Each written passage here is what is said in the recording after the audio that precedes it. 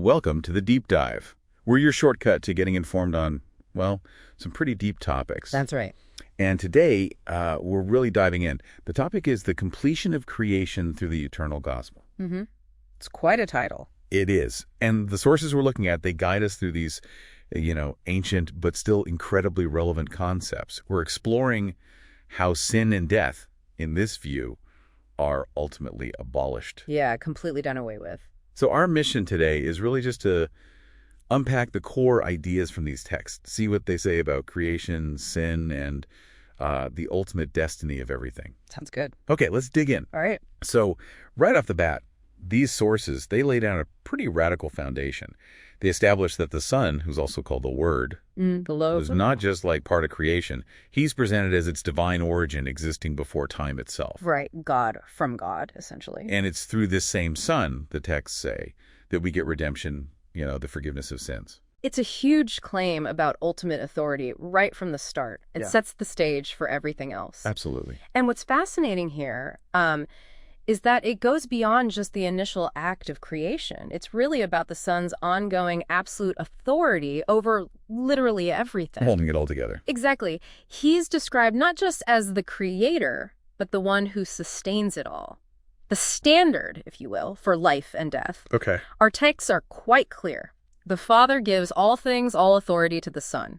And it's only through the Son that eternal life is granted. That's the pathway described. Which leads to this maybe even more astonishing part of the narrative, how this completion actually happens. Yeah, the how is critical. Because to achieve this, the Son, who is described as divine, God herself, yeah. actually becomes a creature, enters time and space. Takes on flesh, basically. Right. And the reason given, it's very specific.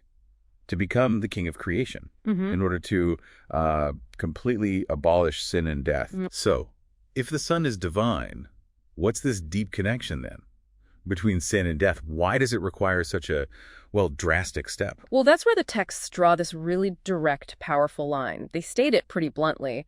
The wages of sin is death. Cause and effect. Exactly.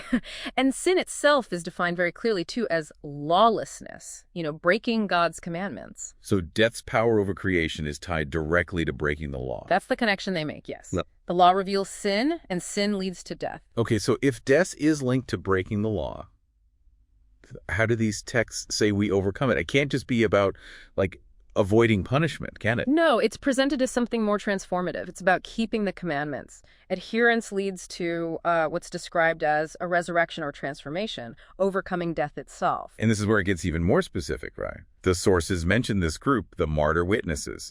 Yeah. It's quite striking. They're presented as proof, almost. Their lives, and especially their victory over death, demonstrate that God's commands aren't just true, but actually doable. So their witness sort of removes doubt, makes it clear that obedience is possible and leads to life. That seems to be the idea, yes.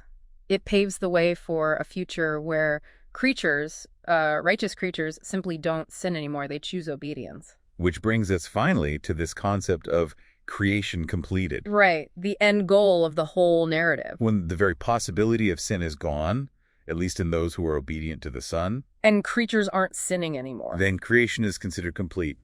Finished.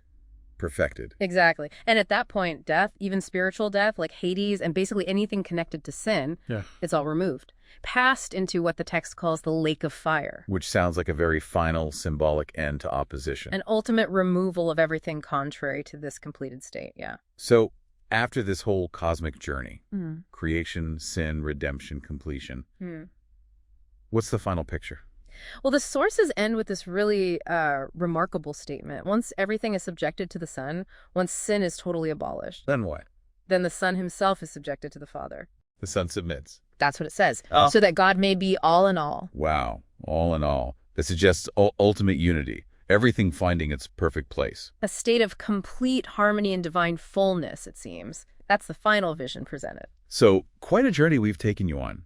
From the origins of creation, through sin's impact, to this really profound vision of a completed creation, where even the possibility of sin is gone, and this ultimate unity is achieved. It definitely leaves you with something to think about, and maybe it raises an important question for you, listening. Yeah. What would it truly mean? A world where creatures, through their own choice and this transformation, never sin again, And how does that final idea, God being all in all, maybe reshape your own understanding of what ultimate reality could be? Something to ponder, definitely.